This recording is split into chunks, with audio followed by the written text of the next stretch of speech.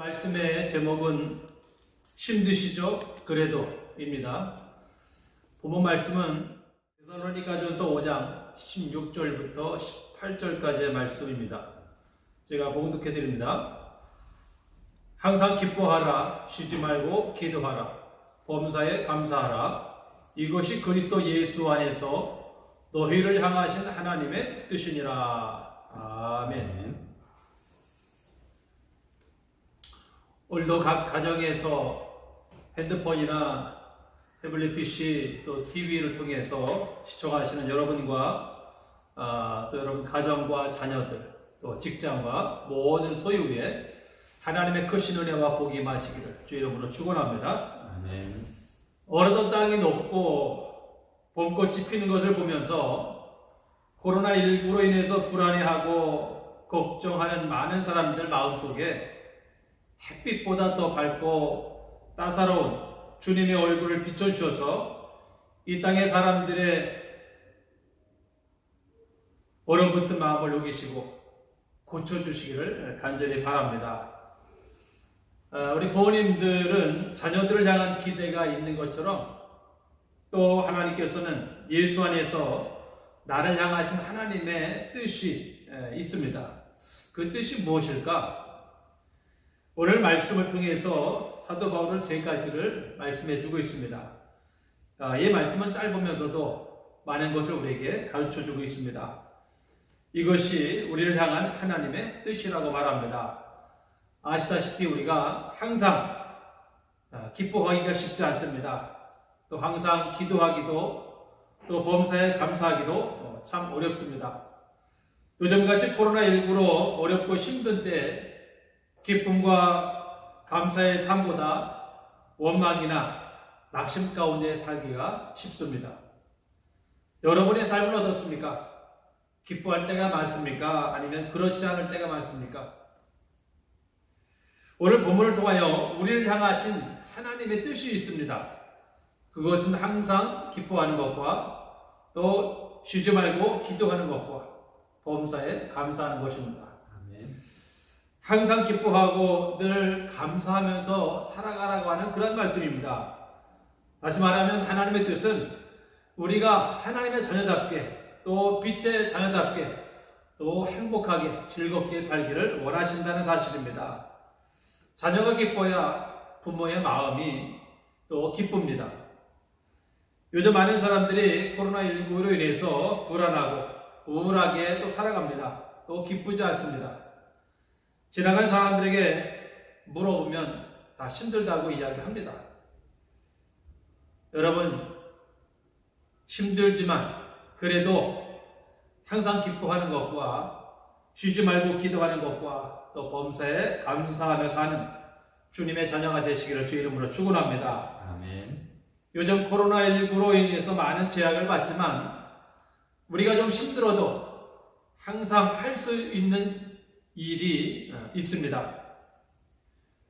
먼저 기뻐하는 일입니다. 기뻐하는 일. 지금 세상은 기뻐할 일이 많지 않습니다. 우울하고 속상하고 또 두렵고 학교도 직장도 교회도 못 갑니다. 아이들도 답답하고 또 엄마 아빠도 힘듭니다. 전쟁이죠. 그러나 사도 바울은 빌립보서 4장 4절에서 주 안에서 항상 기뻐하라 이렇게 얘기합니다. 주 안에서. 바울이 기뻐하는 모습을 자세히 살펴보면 주 안에서 기뻐한다는 것을 우리가 쉽게 이해할 수가 있습니다. 바울은 하나님의 사랑을 받고 있다는 사실 때문에 기뻐했습니다. 하나님의 자녀가 된 거죠. 우리의 존재가 바꿔진 거죠. 구원받은 거죠. 이 때문에 어떤 핍박과 환난 중에도 사도 바울은 늘 기뻐했다는 사실입니다.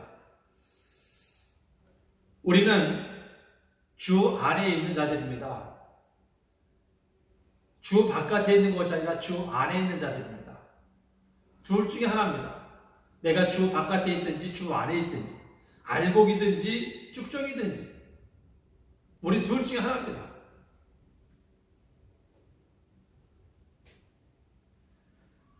천국에 가든지 지옥에 가든지 둘 중에 하나예요. 요한계시록 14장 13절에 보니까 그래서 주 안에서 죽는 자들이 복이 있다. 그래서 주 안에서 죽는 자들이 복이 있다. 또 하박국 선지자는 하박국 3장 18절에 보니까 나는 여호와로 말미암아 즐거워하며 나의 구원의 하나님으로 말미암아 기뻐하리라. 이렇게 기쁨의 이유를 밝히고 있습니다. 코로나를 만나도 교회를 못 와도 항상 주 안에서 여러분들 기뻐하시기를 바랍니다. 아멘. 여호와로 말미암아 기뻐하시기를 바랍니다. 아멘. 옛날에 우물을 퍼올리는 손잡이가 있는 물 펌프가 있습니다. 이렇게 물을 부으면 물 펌프로 하는 그 물 펌프가 있습니다. 그 땅 속에 있는 물을 끌어올리려면 그 물 펌프 속에 물 한 바가지를 부어서 펌프를 하면 그 속에 있는 물을 끌어올리게 됩니다. 그 속에 있는 물을 끌어올리기 위해서 물 한 바가지를 붓는 그 물을 마중 나가는 그 물 한 바가지 그것이 마중물이라고 합니다. 마중물을 보면 그것을 보면 나중에 그 밑에 있는 물이 끌어올려서 계속해서 물이 올라온다는 얘기죠. 우리가 아무리 힘들고 어렵더라도 기뻐하고 노력하면 우리 속에서부터 기쁨의 샘이 솟을 줄로 믿습니다. 아멘. 세상이 주는 기쁨은 잠시지만 주님이 주시는 기쁨은 내 안에서 지하수에서 땅속에서 올라오는 것처럼 늘 마르지 않고 늘 넘쳐난다는 사실. 우리가 힘들고 어렵더라도 이렇게 주님의 명령을 쫓아서 기뻐하면 우리 안에 계신 성령님께서 우리 기쁨의 샘을 터뜨려 주실 줄로 믿습니다. 도무지 기뻐할 수 없는 그러한 상황이 아닌데 우리로 하나님께서 기쁘게 만드실 줄로 믿습니다. 이 웃음하게 아버지라고 불리는 노만 카스슨이라고 하는 사람이 질병의 해부라는 책을 써서 한때 베스트셀러가 된 적이 있습니다. 그 책에 보면 웃음은 방탄조끼다 그렇게 얘기합니다. 방탄조끼다. 총을 쏴도 뚫리지 않는 그런 방탄조끼다. 어떤 세균이나 병균, 바이러스도 웃는 사람에게는 들어올 수 없다고 그렇게 기록이 되어 있습니다. 웃음은 마치 방탄조끼를 입은 것 같아서 세균이나 병균이 들어오는 것을 막아주고 건강하게 살 수 있도록 한다는 것입니다. 웃음은 약도 되고 빛도 되는 것입니다. 그래서 웃는 사람은 늘 밝고 또 맑고 환하고 마음이 건강해집니다. 또 한 가지는 쉬지 말고 기도하는 겁니다. 하나님의 뜻은 쉬지 말고 기도하는 것. 주님께서 우리에게 원하시는 것은 쉬지 말고 기도하라. 기도의 중요성을 아는 분은 기도해 보신 분들은 기도를 쉬지 않습니다. 쉬지 말고 기도하라는 것은 아무것도 염려하지 말고 모든 일에 기도하라고 하는 그런 이야기입니다. 하나님께서 항상 우리가 기도하기를 원하십니다. 왜? 기도는 하나님과 호흡이기 때문에, 대화이기 때문에 그렇습니다. 하나님과 늘 대화하는 사람은 하나님과 늘 가깝게 지내게 되어 있습니다. 집안에서 식구끼리도 대화를 많이 하면 친밀해지지만 일이 바빠서 대화를 하지 못하면 가족끼리도 멀게 느껴집니다. 부모와 자식 간에도 대화가 없으면 멀게 느껴집니다.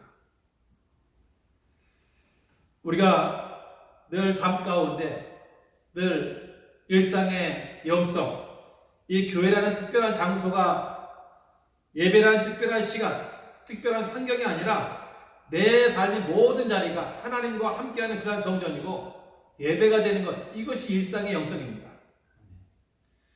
일하는 시간과 기도하는 시간이 구별되어 있지 않습니다. 하나님과 늘 동행한다면 이미 그것이 하나님의 나라라고 하는 사실. 사무엘상 12장 23절에 보니까 사무엘 선지자는 사울이 이스라엘 왕으로 세워지자 자신이 사사직에서 물러나면서 자신은 결코 기도 쉬는 죄를 범하지 않겠다고 하는 그런 결단합니다. 내가 비록 사무엘 사사직을 물러나지만 은퇴하지만 기도 쉬는 것만큼은 내가 쉬지 않겠다. 그런 얘기를 합니다. 누워있어도 걸어가도 일을 해도 내가 묶여있어도 기도를 하고 또 마스크가 없어도 기도할 수 있습니다. 우리가 쉬지 않고 할 수 있습니다. 우리의 일상이 하나님 안에서 움직이고 있다는 사실, 먹고 마시고 일하는 일상이 우리는 하나님 안에서 살고 있다고 하는 사실. 또 한 가지는 범사에 감사하라고 하는 이야기입니다. 하나님은 우리가 감사하는 인생이 되길 원하십니다. 감사하되 범사에 감사하라. 범사라는 것은 모든 것을 말합니다. 모든 일에는 좋은 일만 있는 것이 아니라 굳은 일도 있습니다. 잘되고 좋은 일에는 누구나 감사할 수 있어요. 그러나 진짜 감사는 굳은 일에도, 잘 이해가 되지 않는 그러한 일에도 감사한 겁니다. 여러분, 피난처라고 하는 그런 책이 있습니다. 네덜란드의 코리텐 붐이라고 하는 여사가 쓴 책, 피난처라고 하는 그런 책이 있는데, 여사가 독일의 포로 수용소에 수감되어 있을 때에 그러한 일을 기억했습니다. 수용소에서 고문도 있었고 굉장히 춥고 또 굶주리고 견디기 어려운 그러한 상황에 있었어요. 그런데 무엇보다도 더 어려웠던 것은 벼룩 때문에 더 견디기 힘들었다고 합니다. 벼룩이 그 감방에 얼마나 많은지 그것이 견디기 어렵다는 얘기예요. 성경을 읽으면서 범사에 감사하라고 하는 이 말씀이 앞에 주어졌을 때 정말 이 상황에서 어떻게 감사할 수 있을까? 이렇게 벼룩이 많아서 정말 견디기 힘든 이런 상황에도 내가 감사할 수 있을까? 이런 생각을 가지고 있었습니다. 그런데 어느 날 그들을 감시하는 이 독일 병사들의 이야기를 듣고서 감사의 참 의미를 깨달을 수가 있었다고 하는 얘기합니다. 그 감시병들이 하는 이야기가 저 감방에는 얼마나 벼룩이 많은지 우리가 근처에만 가도 벼룩이 옮을 수 있으니까 가지 말라. 그래서 그들이 그 감방 앞에는 오지 않았다는 얘기예요. 감시병이 오지 않으니까 거기에서 마음대로 하나님 말씀을 배울 수 있었고 또 기도할 수 있었다는 얘기예요. 그래서 거기에서 그 얘기를 듣고 그 감시병들의 말을 듣고 정말 감사할 수 있었다고 하는 그런 이야기. 우리가 찾아보면 감사가 있습니다. 행복은 멀리 있는 것이 아니라 행복은 감사의 마음속에 있음을 여러분 기억하시기 바랍니다. 행복은 이 감사와 비례합니다. 감사하는 만큼 행복합니다. 행복하기 때문에 감사하는 것이 아니라 감사하기 때문에 행복해진다는 사실. 독일의 사회학자 보네포라는 사람은 우리는 감사를 통해서 부자가 된다, 그런 이야기를 했습니다. 감사하면 하나님 더 주시기 때문에 부자가 된다는 그런 이야기예요. 원래 우리들은 전에 없었던 풍요와 편리를 누리면서 살아갑니다. 그러나 늘 부족하고 불평하며 갈증을 느끼면서 살아갑니다. 하나님이 주시는 복은 풍요와 편리함이 아닙니다. 하나님이 주신 복은 감사할 수 있는 그런 마음이라는 이야기예요. 감사하는 마음을 가지고 산다는 것은 하나님이 주신 복입니다. 지금 여러분에게 주어진 상황에 감사하지 못하면 더 나아진다 해도 감사할 수는 없다고 하는 사실입니다. 500여를 놓고 감사할 때 5,000명이 먹고 나갔습니다. 지금 저와 여러분에게 주신 복에 여러분들 감사하며 사시기를 바랍니다. 사도 바울은 빌립보서 4장 6절에 보면 아무것도 염려하지 말고 모든 일에 기도와 간구로 너희 구할 것을 감사함으로 하나님께 아뢰라. 왜 그렇습니까? 감사하는 그것이 바로 믿음이기 때문에 그렇습니다. 다윗은 절대 감사, 절대 찬양에 힘이 있음을 알고 있었어요. 그래서 다윗은 이렇게 고백합니다. 시편 138편 7절에 보니까 내가 환난 중에 다닐지라도 주께서 나를 살아나게 하시고 주의 손을 펴사 내 원수들의 분노를 막으시며 주의 오른손이 나를 구원하시리다. 여러분, 주님의 주권을 믿고 절대 감사하시길 바랍니다. 그분을 절대 믿음으로 믿으시고 절대 희망을 가지시고 절대 감사를 여러분 선포하시기를 바랍니다. 어려운 일을 만났습니까? 절망하지 마시기 바랍니다. 코로나 절대로 무서워하지 마시기 바랍니다. 절망에는요 사탄이 역사합니다. 감사에는 하나님이 역사하십니다. 미래를 감사로 열어가는 상립교회 성도 여러분 되시기를 주의 이름으로 축원합니다. 사랑하는 성도 여러분, 오늘 말씀을 통해 내게 향하신 하나님의 뜻이 무엇인지를 우리가 배웠습니다. 그것은 멀리 있거나 힘들고 어려운 것도 아닙니다. 오히려 나에게 기쁨과 감사로 행복하게 하는 그러한 것들입니다. 어떠한 상황에서도 흔들리지 않고 담대하게 믿음을 지켜나가며 세상에 희망이 되는 멋진 성도가 되시길 주 이름으로 축원합니다. 기도하겠습니다. 온 세상을 지으신 하나님 아버지, 코로나19로 인해서 인간이 연약한 존재임을 다시 깨닫게 하시니 감사합니다. 하나님께서 우리와 같이 계시고 우리에게 감사할 수 있는 마음, 기뻐할 수 있는 마음, 기도할 수 있는 마음 주신 것을 감사합니다. 그리고 치유하신 하나님, 사고로 입원 중에 있는 우리 성도들과 또 코로나19 확진자들의 가족에게 힘과 용기를 주시옵소서. 하루속히 코로나19가 종식되게 하시고 일상이 회복되게 하여 주옵소서. 예수님의 이름으로 기도하옵나이다. 아멘. 광고 말씀을 드리겠습니다. 지금 코로나19로 인해서 우리가 예배를 드리지 못하고 있지만 여러분 가정에서 또 삶 가운데서 멋지게 또 빛나게 예배자의 삶을 살아가는 줄로 믿습니다. 이번 한 주간도 여러분들 각자 새벽기도 또 수요일 저녁 여러분들이 각자 또 나오셔서 기도하시고 수요일 저녁에 나오시는 분들은 같이 제가 말씀을 나눕니다. 그리고 다음 주일은 여러분들 예배를 드리도록 그렇게 하겠습니다. 그러나 직장 다니시는 분이나 또 아이들이나 또 나오시는 고련한 분들은 안 나오셔도 괜찮습니다. 나오시는 분들은 마스크를 준비하고 우리의 규칙대로 해서 오전 예배 드리고 식사와 오후 예배는 하지 않겠습니다. 그렇게 하시고 참고하시고 여러분 기도 많이 해주시기 바랍니다. 또 한 가지 우리 성전 건축을 하고 있습니다. 여러분들 기도해 주셔서 잘 올라가고 있고요. 지금 현재 1층 우리가 콘크리트를 우리가 치게 됩니다.